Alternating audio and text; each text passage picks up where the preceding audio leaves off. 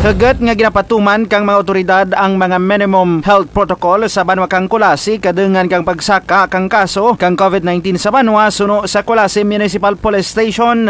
Sa interview kang Radyo Bandera Sweet FM Antique kay Police Captain Brian Alamo, hepe kang Kulasi PNP, magamay rin ang numero kang mga tao nga nagalapas sa mga pagsurundan apang kung sa diin may pira ka mga barangay ang ginpaidalam sa granular lockdown. Suno kay Alamo nga nagakatabo ang paglapas sa salad mismo ka mga barangay kung sa diin hindi makontrol ang pagulag kang tao. Dugang pakadsa may pira ka mga opisyal sa mga barangay nga wara nagakoordinar sa mga otoridad apisar kang problema sa COVID-19. May sangka po ng barangay man nga pagapasakaan kang kaso bangod sa pagpatigayon kang bulang sa anda barangay apisar nga dya ang dumilian. Balita halin sa probinsya kang Antique. Ako si Kabanderang Nestor Bermudez na Palingga Jr. Nakabandera sa matudod nga serbisyo publiko kag kalingawan sa Antique Radyo Bandera.